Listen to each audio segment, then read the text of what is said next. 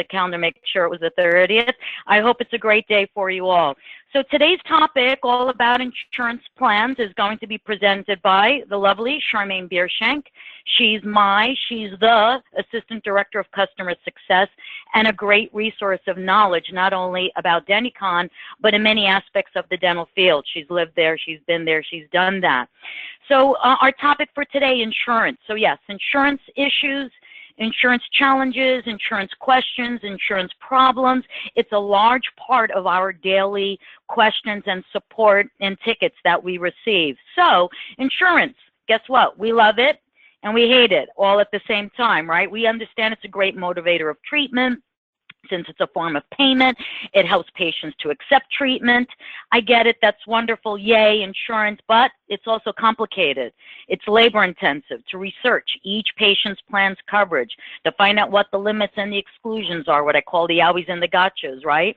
And gathering information about the patient, the subscriber, their date of birth, their subscriber ID, the insurance group number. You have to get all this information together before you can even research the details about the plan. So again, we get it. Insurance can be a challenge, and we hope in this webinar to help you master entering and configuring your insurance plans so that they're almost scientific. Okay, so with us today is our VBS team. They're a great resource as well regarding insurance. They actually work for maybe some of you that are out in our audience today, helping you to verify your patient's insurance eligibility and verify the insurance coverage and benefits and limits and exclusions and owies and gotchas.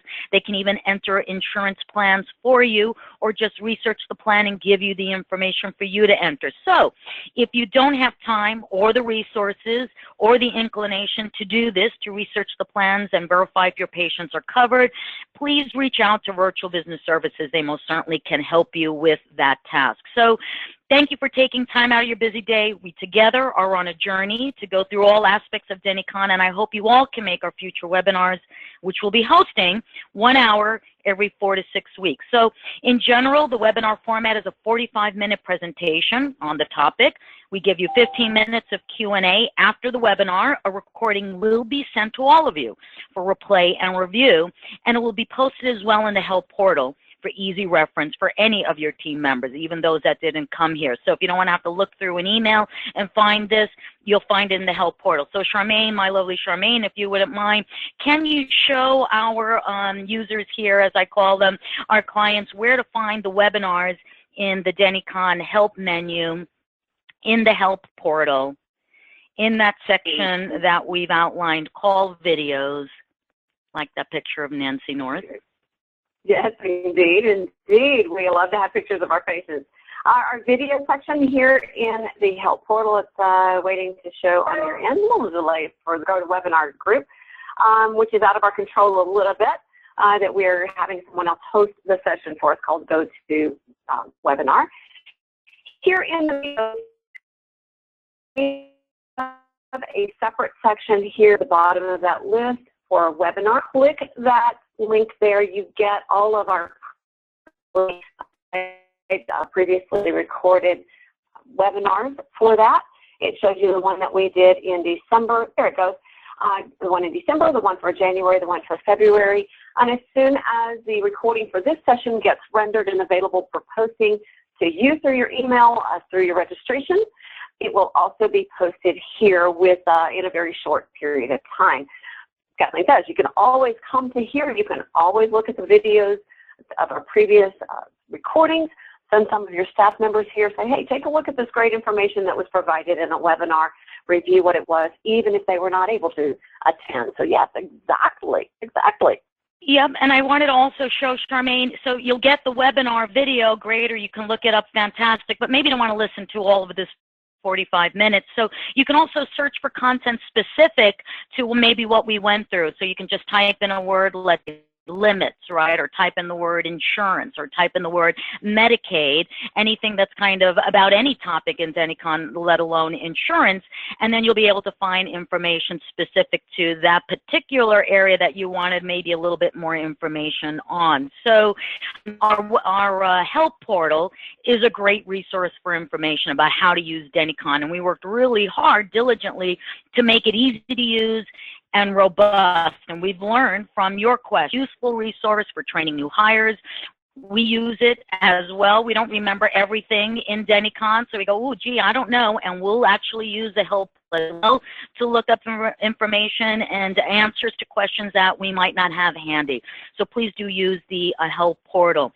Now, in terms of you folks, you're all going to be on mute, but you most certainly can ask questions.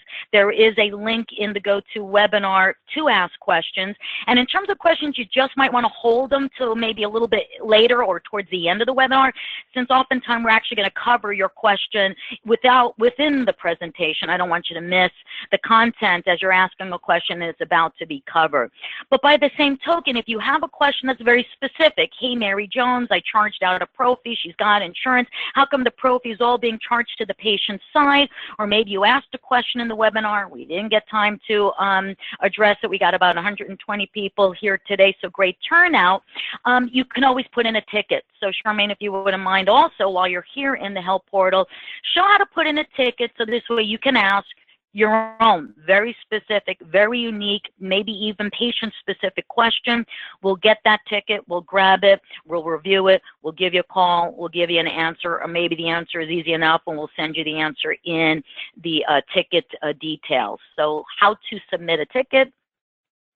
We're going to click the Home tab here. Yes, indeed. We're going to click the Home tab here to get a real quick access to this purple, what we call movie ticket. It looks very much like a movie ticket of the olden days.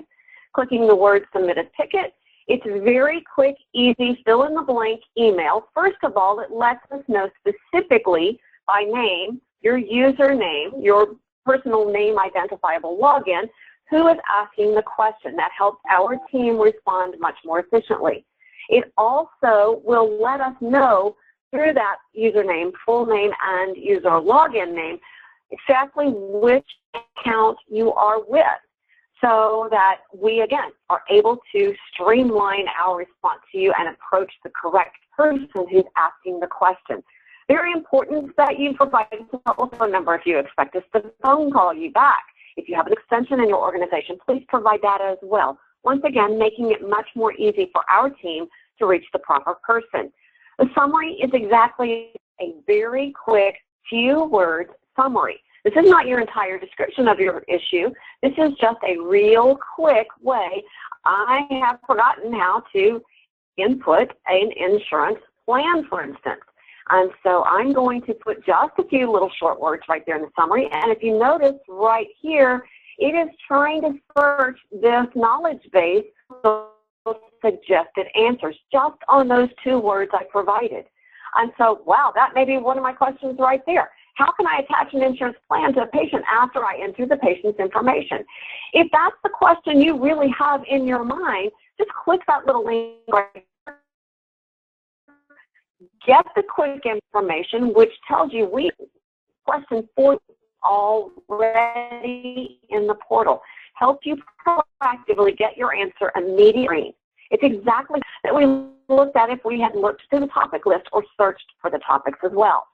If you are a multi-location practice, know who you are, which location as named in Denticon. Not the name you affectionately call it, but out within Denticon so that we can isolate that down. If, as Kathleen says, it's a patient-specific issue, hey, Mary Jones has a balance on her ledger and we're not really for sure what it is or whatever it is, if it's a patient-specific, please provide us the name of that patient and the patient's ID, because let's say if it's Mary Smith, you may have 3 or 4 or 5 or 18 different Mary Smiths in your account. Letting us know who that patient ID is greatly helps us isolate the issue. If it's an account issue, please let us know the responsible party name and responsible party ID, identifying perhaps those very specific things, can't even type and talk, making sure that we know patient's ID number or responsible party ID number, letting us isolate down where we need to look once again.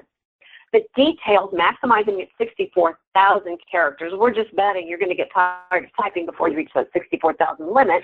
But this is the very specific details about your inquiry. If you just put a summary of insurance plan and you also say just insurance plan, we have no idea how to best direct your inquiry to the proper people to respond to you. Give us more details, give us specifics, and it will greatly help us.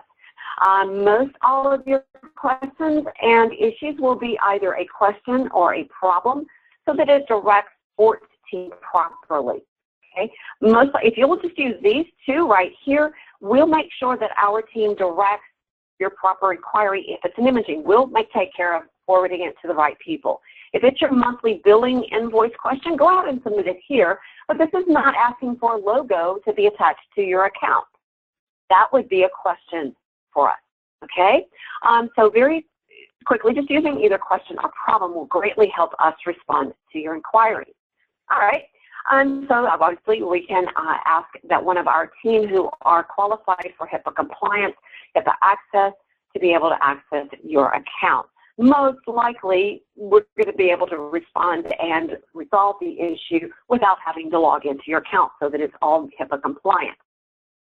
If in this listing of suggestions you have found your answer, here's a wonderful way to say, hey, never mind, I don't need to finish submitting my ticket. I've already found the question that I need, or found the answer to my question, rather.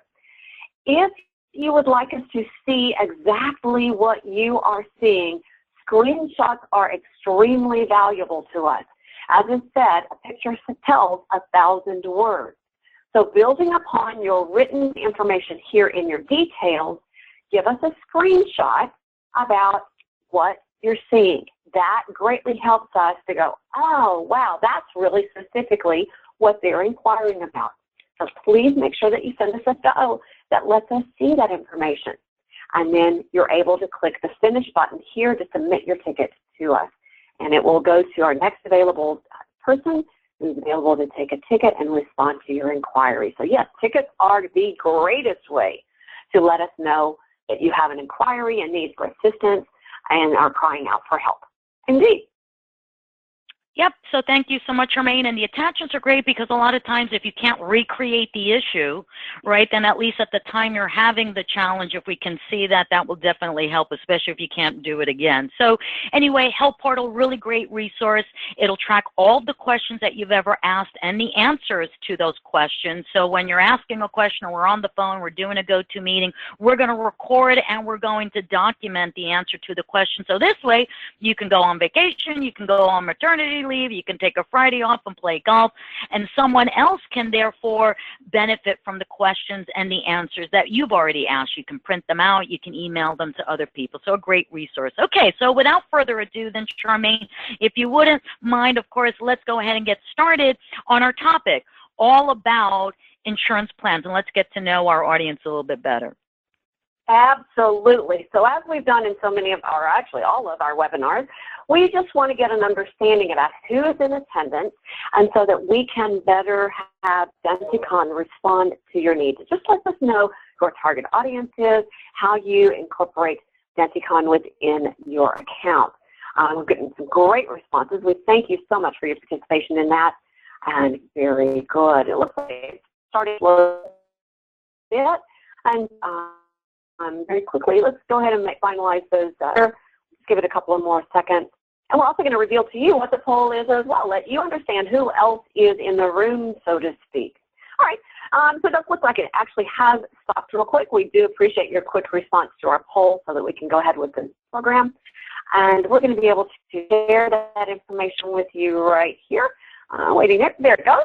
And it shows that the majority of our people in attendance today are a single location, very closely by our multi-location brick and mortar, sorry, got the word out wrong, brick and mortar building locations at your physical location. We have quite a number of multi-locations using mobile dentistry, whether it be in schools and nursing care facilities, hospitals, whatever the case may be. All right, so let's just take that out of the way And let's just talk about the major topic of the day.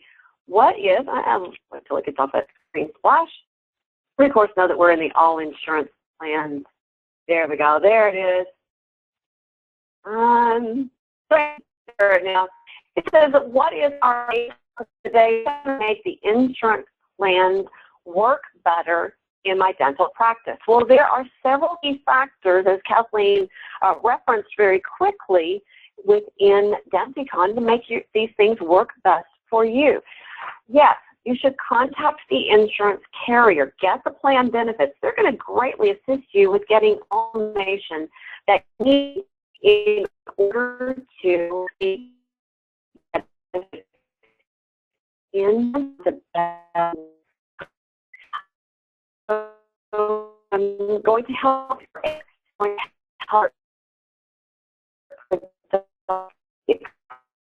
we put everything in us to have less adjustments record. We can get a better understanding what they should pay, what we expect from insurance, what's our true production, what's our true anticipation of payment. And so that's a key thing. We want to make sure that we've got the right information for the patient. So it greatly reduces calls to the office about, hey, I thought you were this. Why are you asking for money? Or, hey, I prepaid something, but now you're paid. Well, that's usually because, number one, the insurance plan is probably set up a little bit wrong, and we want to make sure that it is set up completely correct. All right, so we're going to talk about all of those great, wonderful things about that, and we're going to just dive right on in there. Perfect. And we're going to talk about our first topic, plan types. How can we best make that all work for the Denticon program in your office location? All right. Well, as we referenced in our webinar before about fee schedules, it's very, very similar to our insurance plan. That as we referenced in our fee schedule topic in setup and fee schedules and fee schedule assignments, we talked that an HMO fee schedule, which is a managed care type schedule, should always be assigned only to the plan as well, because those two types of fee schedules are very defined to the plan to which they are applied. So we want to make sure that that all happens. A PPO fee schedule is assigned specifically to the carrier. Let's say that, for instance, we have a Cigna PPO fee schedule here, that fee schedule should be processed only to the Cigna carrier fee. And likewise, our insurance plan needs to reflect the same type of information, that it all utilizes that to be there. So we really want to launch a real quick other poll. We just want to know for our viewing audience what kind of participation you have. You're able to select any of those, multiple select those if it's applicable for multiple locations. Wow, lots of fantastic responses coming in. As you do that, we're going to continue talking in your ear. We're going to talk about how to add a PPO insurance plan. We're also going to show how to add a managed care, a Medicaid type plan, which actually is the same thing as a discount program and or a union plan as well. So one topic, HMOs, managed care, covers a lot of different places. We're also going to search for the plan to attach to our patient records very easily. And then we're also going to talk about a few little things about insurance categories, how to define those a little bit better, and be able to make all of those work so much more streamlined for ourselves. Good, good, good, good, good. All right.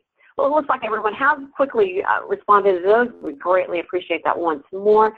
Let's share that response to you. A great number of you are, yes, in a PPO contract situation. So that's going to be a straight-out insurance plan for calculating on percentages. Fantastic. Wonderful. All right, so let's hide that poll real quick. Let's share our screen once more and get started on the topic. So we're going to start right up here at the word setup and into our insurance situation here. We can add an insurance plan outside of a patient record as we're doing right here, or we could start adding an insurance plan from within the patient record if we're not able to find the one we're truly searching for. The quick tip is that, yes, in this topic list of dropout selections, you do have an entry for dental carriers, and it reveals to you all the dental insurance carriers which are already input into your your PGID, your progress patient group, PGID.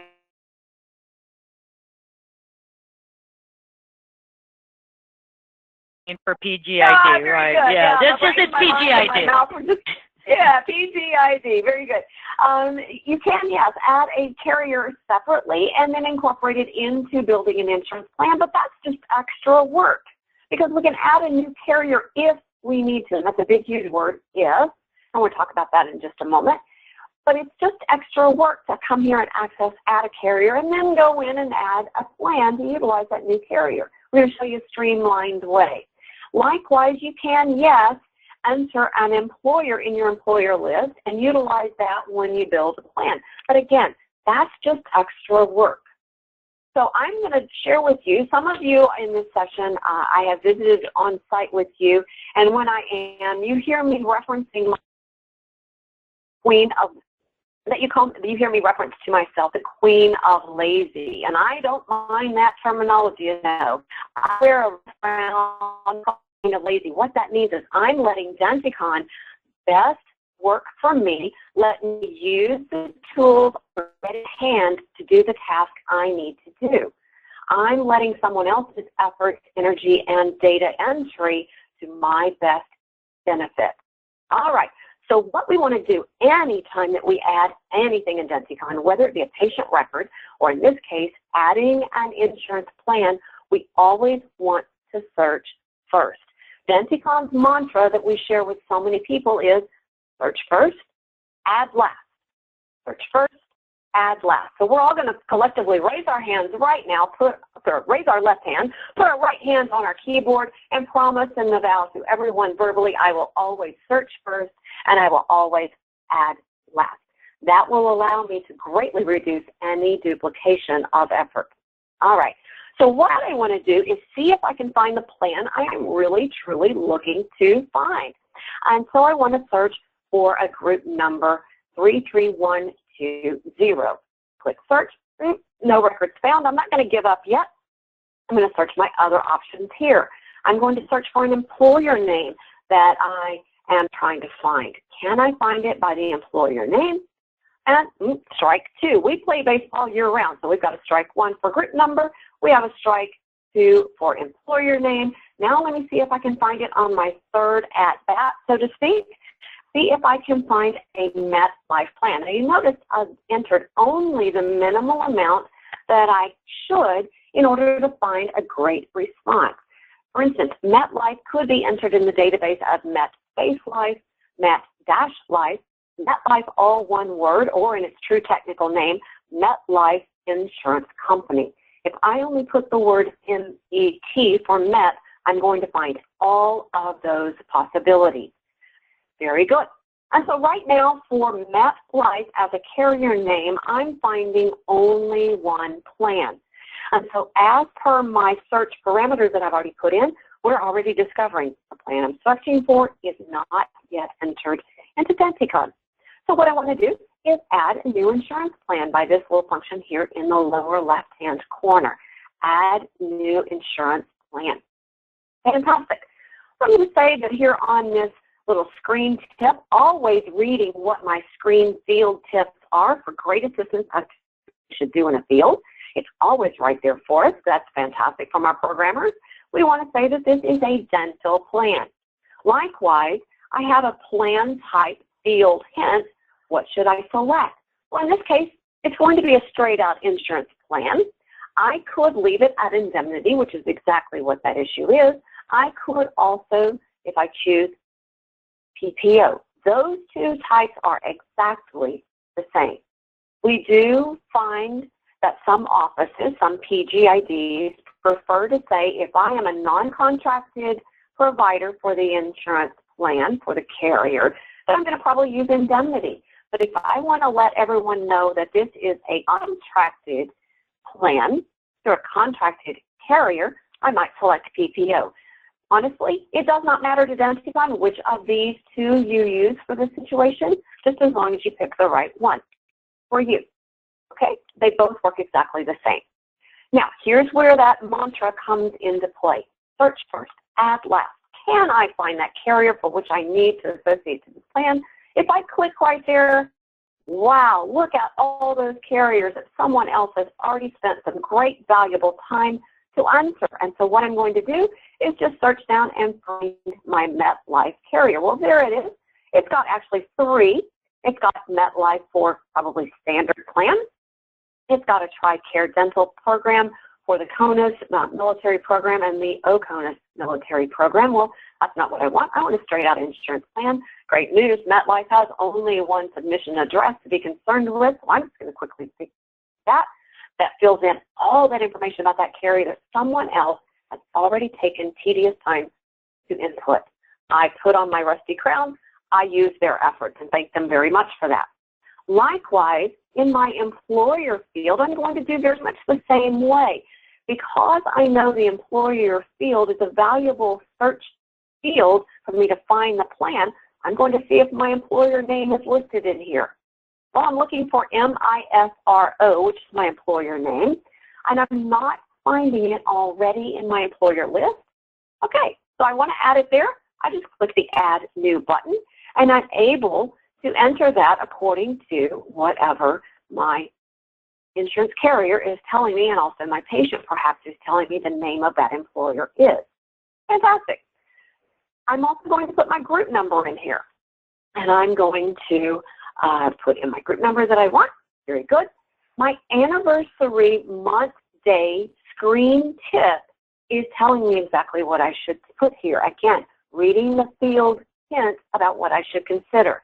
This says month and day, not month and year. Very valuable. We talked about that in our original webinar about making sure benefits roll over at the proper time.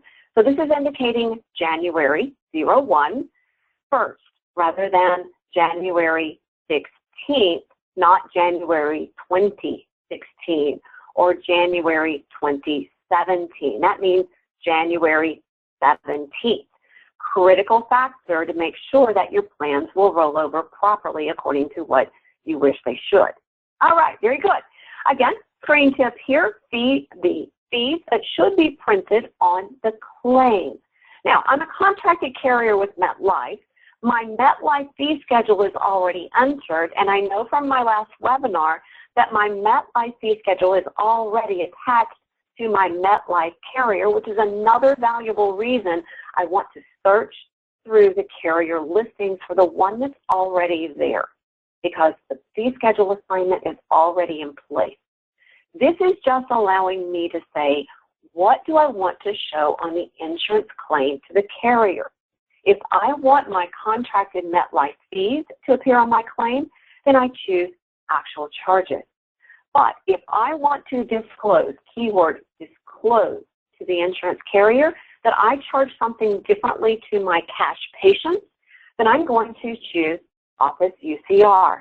As we've talked so many times in previous webinars, this is not a defrauding of the insurance carrier. It is a disclosure of the insurance carrier, or to the insurance carrier, what I normally charge my patients. So you're just giving information. That's it. All right. Very good. Claim options to submit on your claim. Obviously, on a standard insurance plan, you, yes, want to submit a claim. You want to let them know that you expect money back. We'll talk about the second one here in just a moment when we start adding a managed care plan. Obviously, if you select this one, it means you don't want to submit a claim to the insurance carrier. Therefore, you're not wanting to get any money back from them. So most likely we're going to say that you probably want to leave that alone right there. Perfect. The form to print on your insurance claim is the most, and the current one now is still the ADA 2012 form. They have not yet made any changes since 2012. We're very grateful to them for that, so that it makes a continuity issue for you folks within your office to submit your claims properly. So that's by default. We probably leave that alone as well. This insurance group field was honestly implemented for a very large corporation, utilizing it only in one of their reports. So for the most part, we recommend that you just disregard that. If you do want to isolate that and utilize that, and you see that my account, I have not let that make any changes in my setup, so I'm not going to even allow that to happen for my account. All right, so that's probably what your offices will do as well. The notice of authorization belongs to the California-based Denticon program. So you folks on the West Coast, Central Time, Mountain, and any other parts beyond California, you get to disregard that. Congratulations to you for that. The per visit copay, if this plan does allow that you should charge a per visit copay, you would be able to enter that amount in there. That's usually, again, for managed care plans, and we'll talk about that when we get there for that. Usually your straight insurance plans, don't worry about that issue. All right, and then also call for non-duplicating benefits. This is a recent addition part of our release notes. You can always review our release notes for more information about that. All right. So going forth, we're just going to follow the directional arrows here at the bottom of the screen to benefits and fill in the rest of the information for the insurance plan. Very importantly, knowing that this is now step 2 of 5, we have a few more screens to access before we are able to activate this save button here at the bottom of the screen. It's right now gray text. It's not functional yet, meaning that if we depart from the screen anywhere along the way before that save button is activated and clicked, we do not have the insurance plan entered in your database. All right. So family maximum, for the most part, we recommend leave this at $99,999 because that is actually an unlimited amount of coverage for the family, almost $100,000 worth of benefit for a family. Now, if the carrier tells you, yes, there is a distinct family maximum of perhaps $5,000 per year, well, it's not $50,000, $5,000, it could be $50,000, then yes, go ahead and put that in. But this is not the individual maximum, it is the family maximum. So for the most part, let's just leave that alone at $99,999. Very good, very big difference also between and zero. Zero means they have no family benefit, period. That means everything is going to fall to the patient side.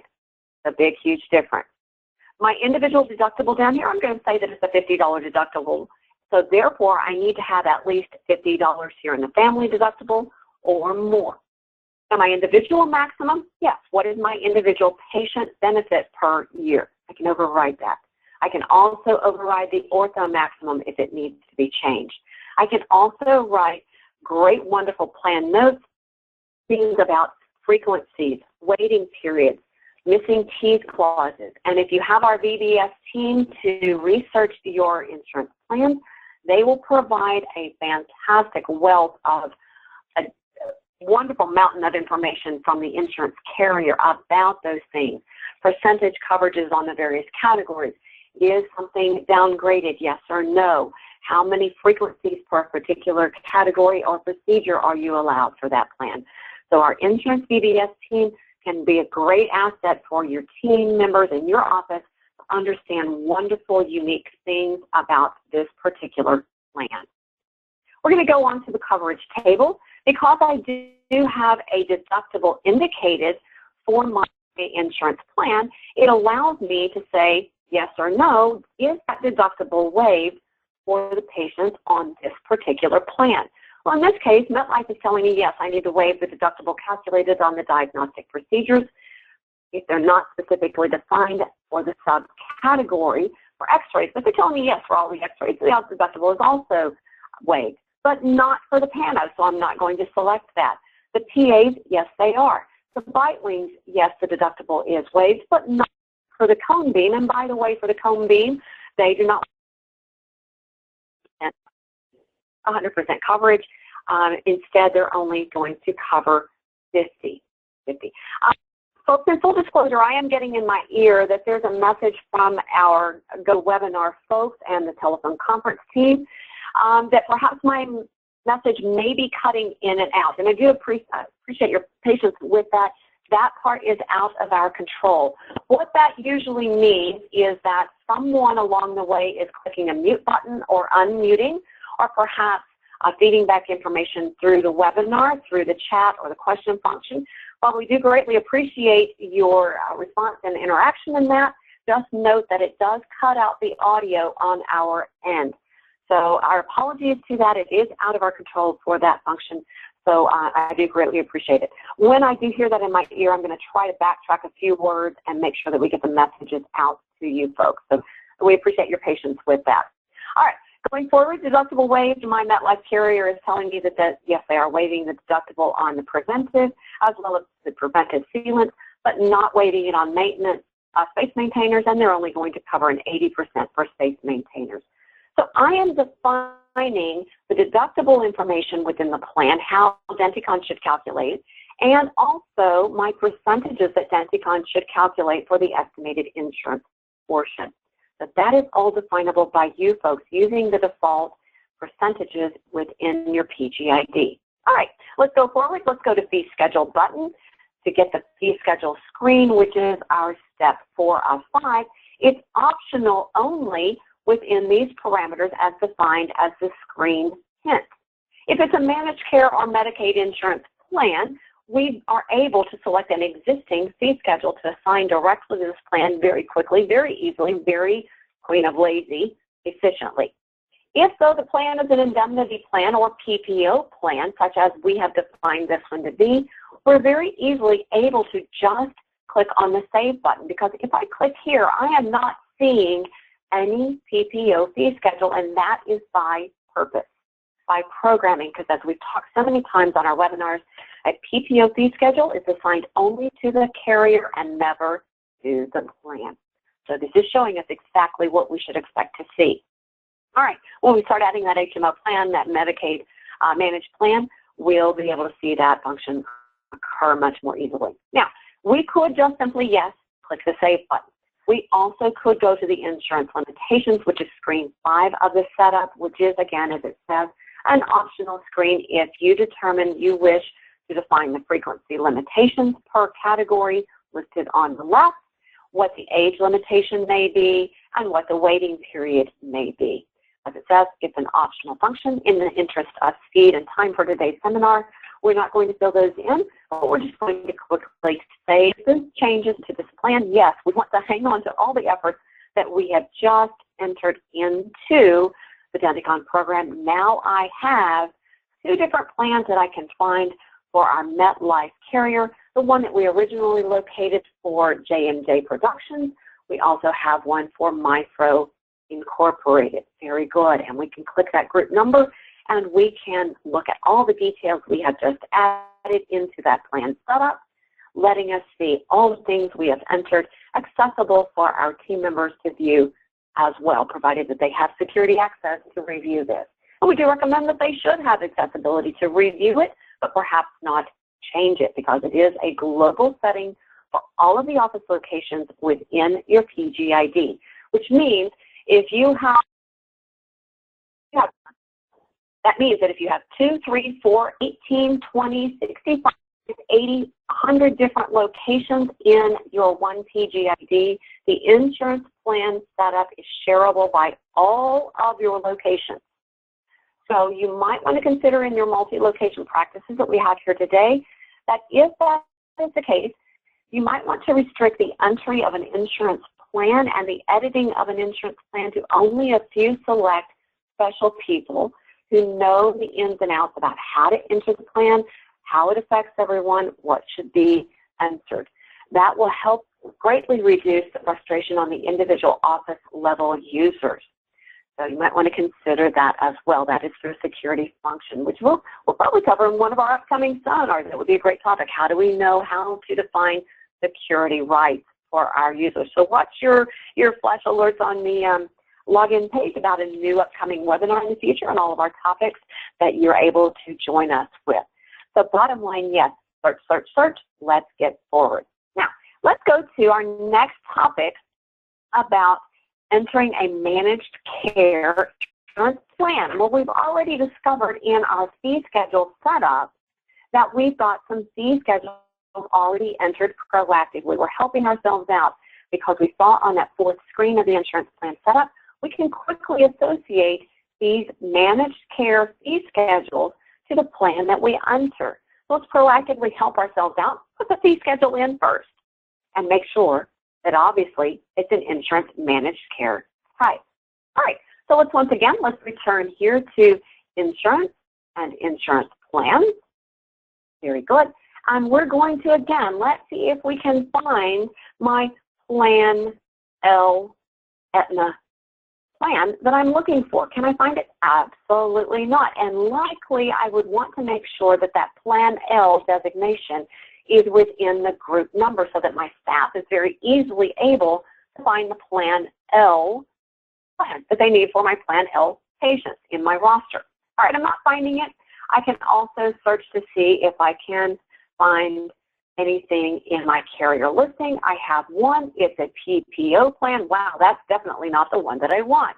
It's an indemnity plan. That's really definitely not the one that I want. So I'm going to add a new insurance plan. Always, again, search first, add last. Search first, add last. So program, dental plan. In this case, it's not indemnity. It's managed care. Aetna is guiding me to treat only the people on my managed care, capitation, dental HMO, DMO, whatever you want to term it. Denticon calls it managed care because that's what they're doing. They're managing the care for a set of people who are able to come to your office. Now, if you notice, once I change that, the employer field automatically grays out. The reason is that Aetna, through this Plan L, that plan is applicable to any patient across the country, regardless of who they're employed by. So people in New Jersey also have the same Plan L as the people in Oregon, as the same people in Kansas, as the same people in New Mexico.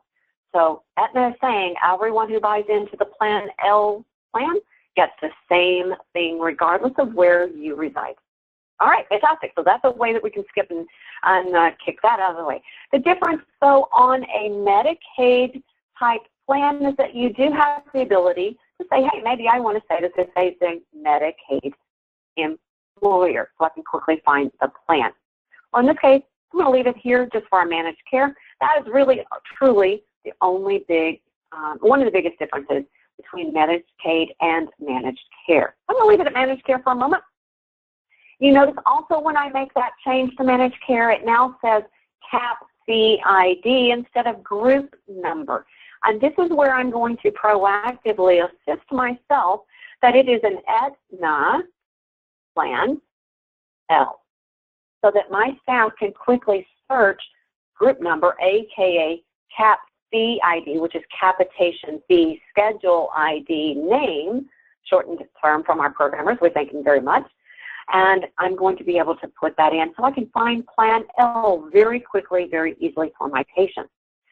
Anniversary month and day in a managed care. Oops, let me go back up here. I just realized it just switched out. Actually, I didn't select that. My bad. It wouldn't let me go forward. I'm going to select the proper DHMO, HMO, capitation, carrier name that I want. Again, utilizing someone else's efforts to help me quickly get through this plan setup. And we thank them very much for putting that in. All right.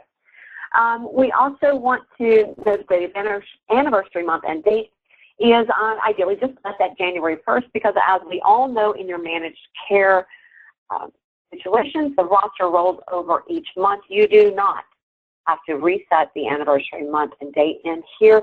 Just leave it at January 1st because we all know that if the patient goes off of your roster, you remove the insurance plan from the patient. All right. Fees depends on claims automatically when you select managed care at the top of the screen, that it automatically knows that it should be submitting your actual charges. If you do, though, wish to submit your office UCR as a disclosure of what your cash prices are, feel free to make that change for your office. Likewise, claim options, when you choose that it's a managed care, automatically assumes that you only want to submit a claim to the insurance carrier for the supplemental additional amounts of money you may be able to obtain from the insurance carrier beyond your monthly stipend. You get a monthly stipend each month to treat the people on your roster, but some of the procedures allow that you are going to get additional money, which is called a supplemental payment. And so that's why this is automatically selected that you want to create a claim for those particular procedures for which you wish to get additional money from the insurance carrier. So most times you're going to leave that alone unless you decide that you want to submit a claim for every single transaction.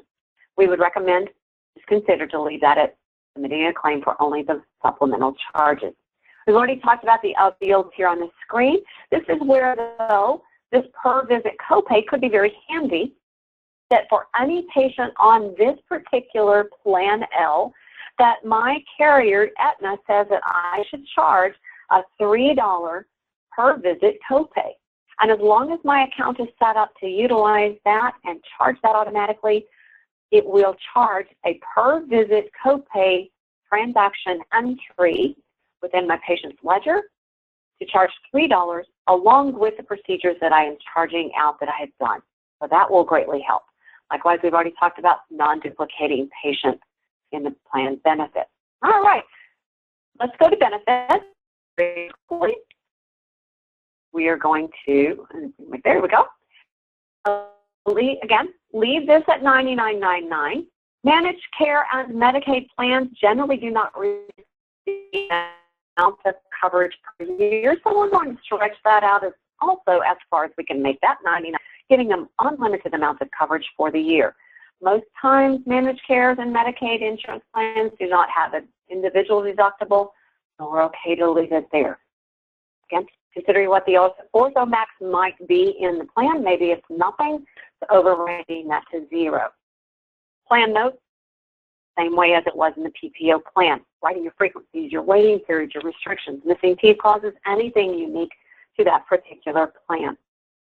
Going forth to the coverage table, what we want to do is deductible waived because there's no deductible set up in the insurance plan. We don't have to worry about the check mark.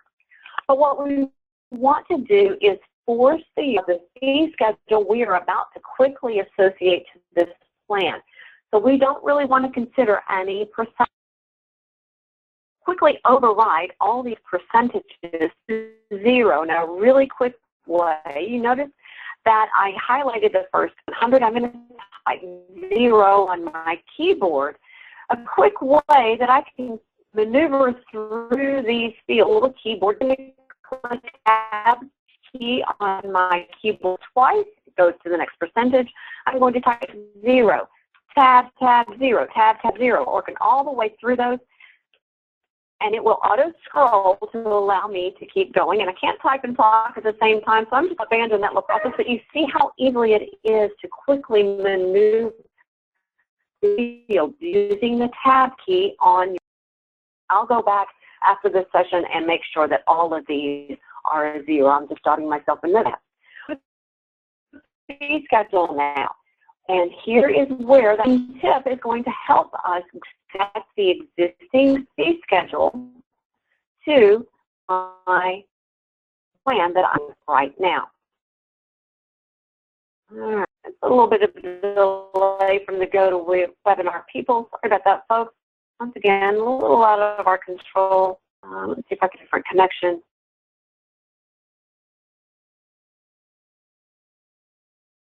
Very good. All right, very good. As soon as I tried to make it so, never mind, I be abandoned. All right, we're talking about if it's a managed care or Medicaid insurance plan, here is where my existing fee schedule is going to very quickly associate to my existing plan, or the plan that I'm putting in together. Once again, I could consider insurance limitations in the interest of time. I'm not going to do that right now, but I'm going to jot myself a little note to review those later and edit that plan. But right now I have the very big basics of that plan. It is a managed care plan, and I have particular benefits for that plan. And then I have particular coverages, which I'm going to, again, edit later on. And plan, yes, should be associated to a fee schedule, and there it is. And so I know that my Plan L will reflect my Plan LB. Very good. Wonderful. So now what we want to do is just go access a patient record and search and locate a plan that I find for my patient. We're going to return this to Miss Nancy North. I love to stay shining at us. being very glad to appear in our office. And so we know visually who we're going to be seeing. To locate an insurance plan from the database, we're going to click the word primary, or you could click the word secondary if it is a secondary plan coverage. The same thing on the secondary screen and the primary screen. So we're only going to focus for this demonstration on the adding a primary dental insurance plan, as is seen here in the screen tip. Add and edit a primary dental plan to this particular patient, which we see in the dashboard. All right, to search for an insurance plan, we're going to use this upper left corner. Once again, search first, add last. Search to find something that's already there, hopefully, yes, before we spend time adding a duplicated plan. All right, so what I'm going to do is do myself a little favor. I'm going to start at the most unique portion. I'm going to try to find a group number. Well, according to Miss Nancy's insurance card that she may have been able to present me, or that she tells me, she says that her group number is 033120. And so I'm going to search for that. I'm going to make sure that I'm looking through all of my insurance plans in my database. This little reference will occur only when an insurance plan is already attached to a patient record in the family account. But I want to do myself a favor, look through everything possible. Search first, add left. Don't make me put a duplicated plan that somebody else has already input. I'm going to click search and I can't find it. But we all know in this demonstration that I did just add that plan. So what I'm going to do is just close that and go, well, maybe it's because the plan was set up without the leading 0. Or perhaps that string of numbers is somewhere within the plan group number. And I'm going to uncheck this box. I want to look everywhere possible. If I uncheck that box, it's going to look for 33120 anywhere within a group number. True, there it is. My group number was entered without the leading 0. Whether you put the leading 0 in, that's up to you folks. Okay? Very good. So I'm going to say, yes, it's exactly the group number that I'm looking for. And yes, it's exactly the carrier name that I'm looking for. And yes, it is exactly the employer name that I'm searching for this patient situation. If the answer to all 3 of those questions is yes, yes, yes, I found the plan I'm looking for. I can just highlight that and click select, and it populates that plan right there in place into the patient's record with all of those plan benefits in gray text as far as the deductible information for the family and the individual, as well as the allowable per year for the family and the individual. Very key factor here to make sure that Denticon, again, helps to calculate the correct amount within the patient's record. Let's first of all make sure that we've got, I'm sorry, I highlighted the wrong one. Let's make sure that we've got that information. So if we have contacted Metlife to get the insurance plan benefits for the plan itself and also check what Miss Nancy's association to that plan is, and they tell us that already in the end of March that she has satisfied all or part of that deductible, we need to record that she has. What is remaining that she still needs to satisfy? And let's proactively think that she might add additional family members to her account. Let's reduce this amount as well. And because she has already satisfied the deductible, she very likely should not be having all of the benefits remaining. So maybe she has only $1,574. Now, you can reduce the family remains as well. Really up to you. In all honesty, that's such a huge amount. Chances are you're not going to have approximately 60 or so people in the family account. Each one max $2,000 per person to reach the family max. Actually, that would be about approximately 50 people in there. All right. So you wish, don't have to necessarily worry about that. Likewise, if the insurance carrier is telling you information about the ortho max remaining, make sure that you update that as well for your ortho patients. Very important down here at the bottom. This subscriber information is absolutely critical because this is what will appear by default on the insurance claim form. Well, right now it is saying that the subscriber is actually Michael. Looks like possibly a spouse, and it is coming from the responsible party information. It defaults to the responsible party information. Whatever is recorded in the responsible party screen will default by programming as a subscriber. This may or may not be the case. Perhaps it's really Nancy, who is a subscriber, who actually works at my Ppo employer to get this plan. So we're just going to overtype what we're currently seeing to make sure that it is absolutely accurate and true. Well, now, the birth date was actually Michael's birth date. So we need to change that to Nancy's birth date. And oh my goodness, I didn't record that. What in the world am I going to do? A little quick tip, a little queen of lazy tip for you. The birth date for Nancy, if you've recorded it in the patient information screen, it shows you right here. Looks like they've got a birth date very similar in the same month, close to the years. We're just going to overtype that to make sure that we get Nancy's birth date there. Benefit for adding that birth date in the patient's record. The marital status is married. She's married to Michael. We're going to leave that. But Nancy is not. Very good. We're going to make sure this means here, the Social Security number or the subscriber ID, whatever in this case Metlife is expecting to see, is what we want to record. That's how they know this account with them. Here, patient relationship to subscriber. Well, in this case, Nancy, our patient, and Nancy, our subscriber, is a self-relationship. A critical factor, if this plan were actually held by Michael, and we had all of Michael's information to allow this to stay itself, because that will on dental exchange, because there is, and Michael, make sure that it is the co-relationship to subscriber. Very good. All right, so now that we've made those changes in this Nancy's association to the insurance plan, we're going to be able to save that information. We're going to be able to see the insurance plan, and we see right there in that primary insurance section that she has the Metlife plan, that it is 3120. She is a subscriber as a self-related plan. The plan calls for $2,000. She has only $1,574 left, and we also see that there's an individual deductible remaining of 0. Very good, very good. And so we want to do a real quick launch of this last little entry here. Do you participate with our Insurance VBS insurance verification feature to allow assistance with entering your insurance plan? Very good. And very nice. We're slowing down just a little bit on that. We're going to launch that out. Perfect. All right.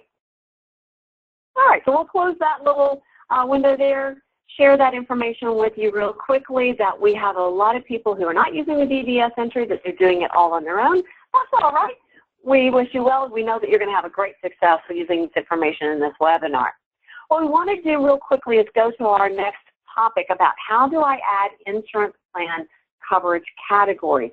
Maybe I want to add a different category when I enter my insurance plan. So what I've done is go to the word setup, and I've gone to miscellaneous setup here at the bottom of the list, and I've chosen my default insurance plan coverage categories.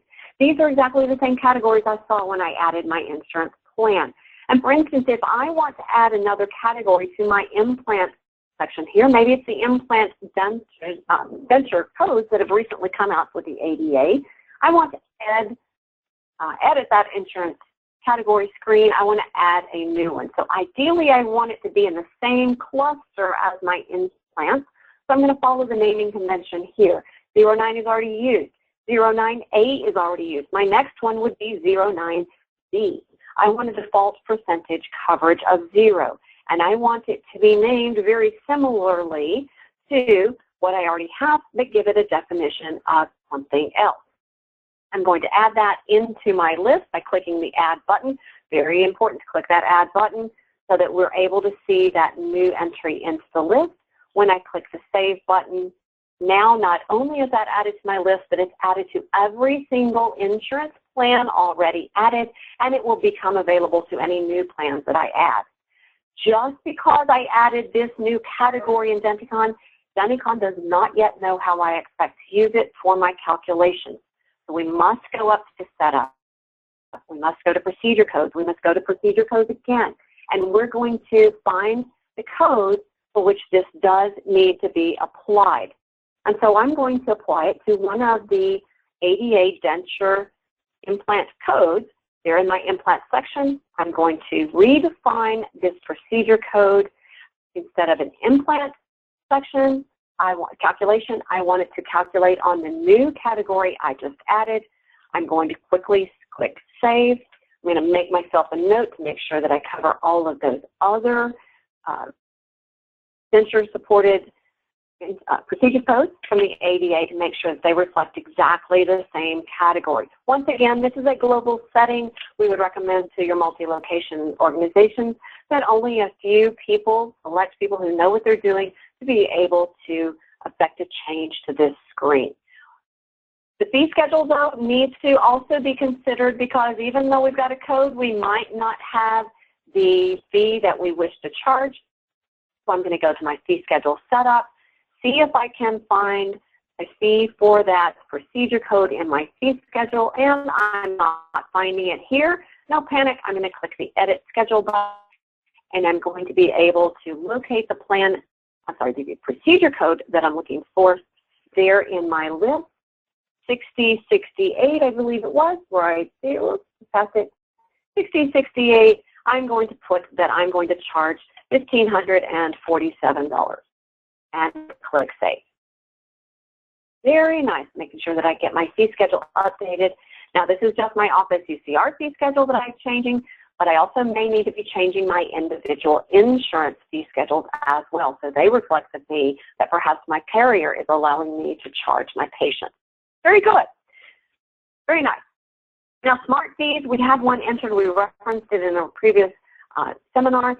If you enter it here, yes, this can be assigned to multiple locations here in your fee schedule assignment screen. And we see right here on, perfect.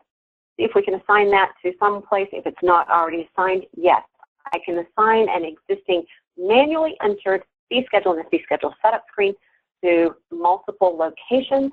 However, if on the insurance plan that I enter a smart fee, let's just look again for that plan L that we entered. If I enter a smart fee within the plan setup, it is applicable to only the location in which I am logged in, which means the smart fees apply only, in this case, to Dental Excellence and not to the Great Smiles location in my practice. All right, very quick information on that. A lot of people don't use smart fees, and that's okay, but we just wanted to cover that real quickly for you. All right, so as we see, this plan setup is absolutely critical. The fee schedule type is absolutely critical, making sure that you get the right assignments in the right places. Well, Kathleen, we've gotten to the end of what we decided that we wanted to talk about. Are there any topics that came in as far as questions that we wish to review? Yeah, there's a ton, Charmaine. Did you, and I'm sorry I was answering questions, so did you just show how to show the limits and the exclusions or the coverage categories? We did show both where they are defined in the plan setup. Absolutely, we did. But we'll show this to you once more get back to where we were.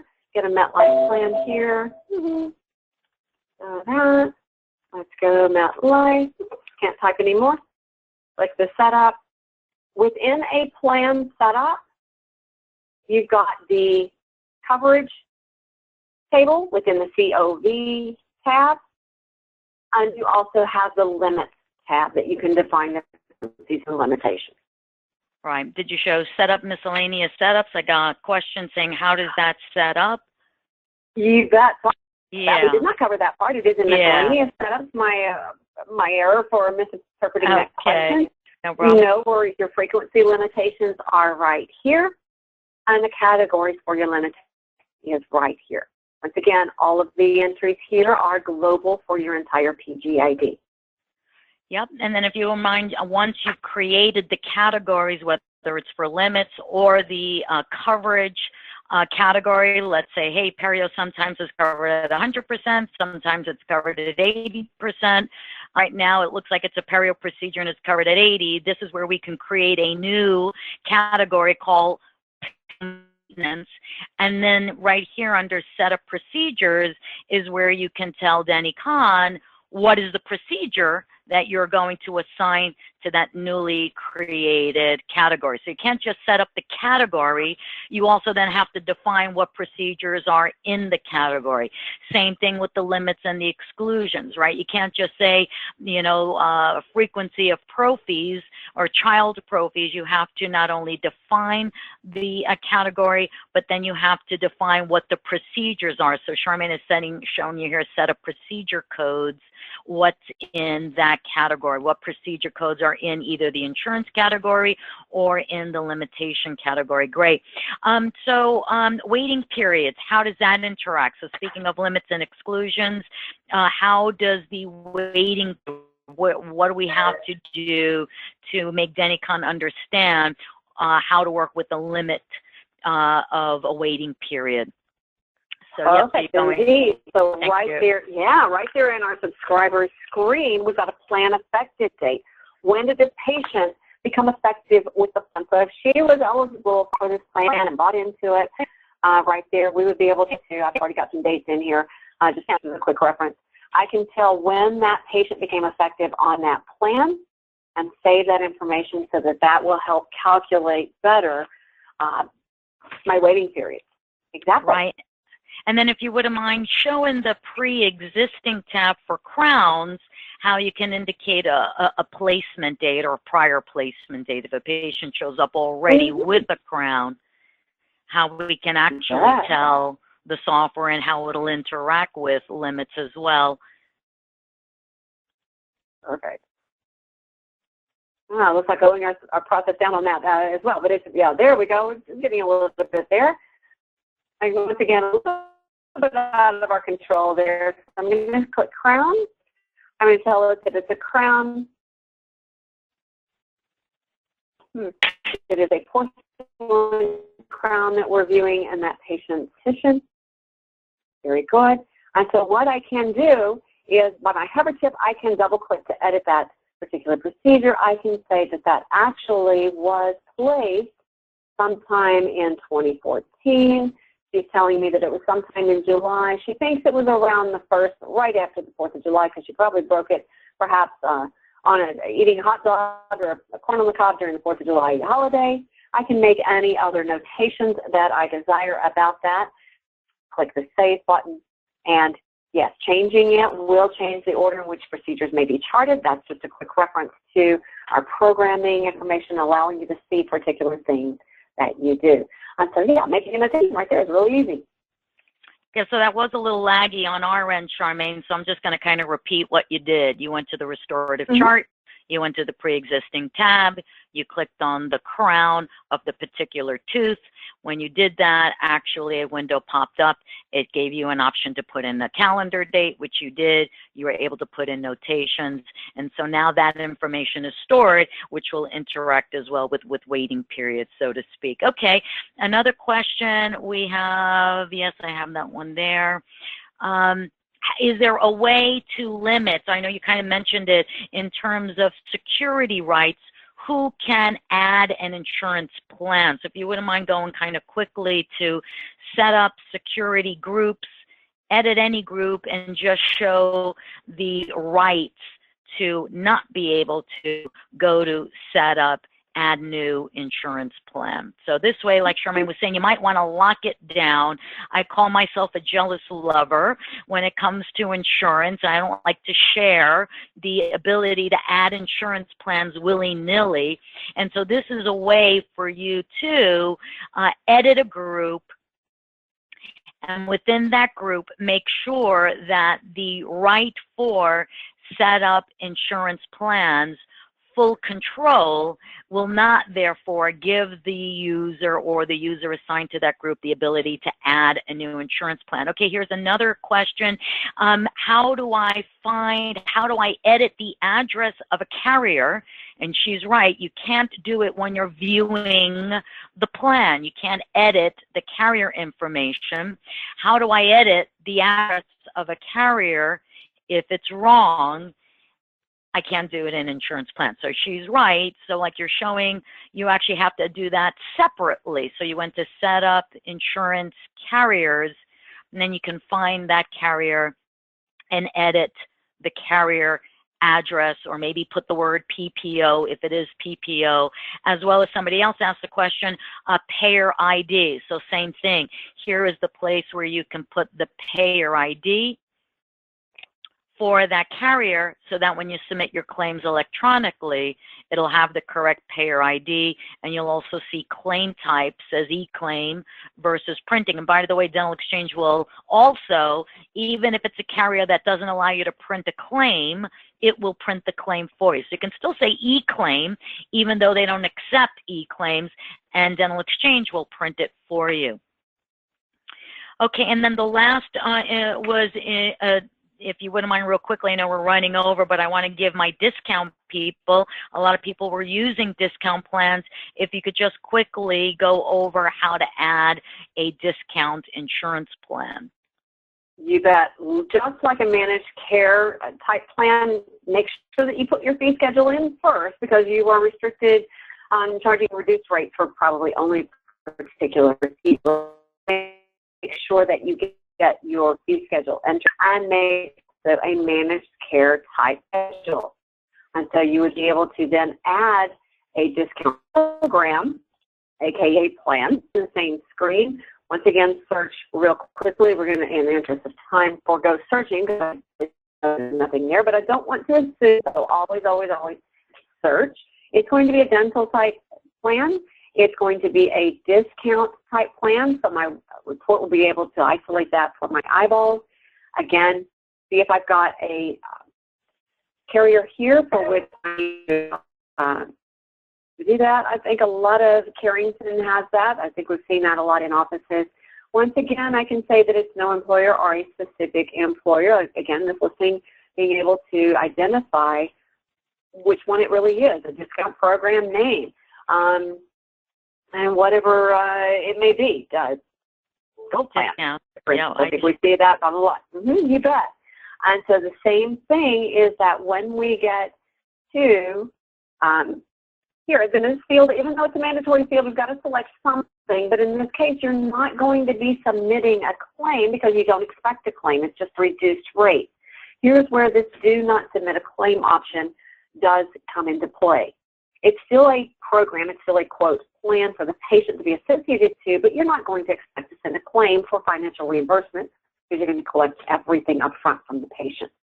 And so setting it all up just exactly the same way that we had done before, going through the field, or benefits are in, there's really no calculation of the fees. So we're going to override all of these percentages to 0. And then on the fourth screen, we'll be able to quickly associate the discount fee schedule that we've already proactively entered and associate it right here on this screen. When we save, everything will be up in speed and everything will be able to be calculated correctly. Great. Also, Charmaine, this is a good one, Medicaid. So they're saying Medicaid has different subscribers. I'm having a problem getting each subscriber's name to appear in a family. Do I have to separate my family into separate accounts in order to get each patient to be their own subscriber? So the answer is no, right? You do not. So if you wouldn't mind, just in general, the difference between when you're searching for an insurance plan, the difference between searching within the account versus searching all insurance plans. Correct. So we're going to say that this, I just happen to know that I have a family account. We're going to say that I want to find my FEP program. That's very unique with everybody. I know that it's already a group number because I use it a lot, But instead of searching just the account plans, which are already attached to this account, I'm going to strike out. This is where we see a lot of people saying, hey, I can't find it, so I'm going to add it, and that's adding a duplicate plan. Always, always, always look for all your insurance plans in the database before you consider adding something new. And so I'm going to say, yes, she's over 13, so I'm going to choose that. And I'm going to say that, yes, patient is exactly the subscriber, making sure that all of this information is absolutely correct. Since she's almost the same number. Since she's changing plans, she's got a new unique number. And we're going to click Save, making sure that, again, all of those plan benefits are absolutely correct. I'm going to switch over to husband. Has been changing plans. He no longer works there. Maybe he's gone to the FAP program as well. Maybe he's self-subscribing as well. Could be Medicaid issue here as well. So once again, I'm going to find that FAP program as my group number.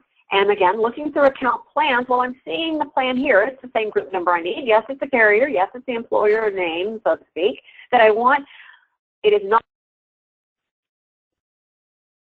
If I choose this plan right here that is associated with Miss Ima and change the subscriber name on Ben's record, record is changed as well. So what I need to know is a unique association for Ben to this plan. So in this case, I'm going to pretend that existing association is not there. I'm going to click and find the plan that I truly need for Mr. Ben. I'm going to make sure that Ben's information is here, make sure all of his correct information is following in here as well. Click Save. And now Ben has the right subscriber name on his record as a self-relationship to the plan, as well as Emma has number, same group number, but she is a unique subscriber to the plan itself. And if I review the account for history, little delay on our end, sorry about that, folks.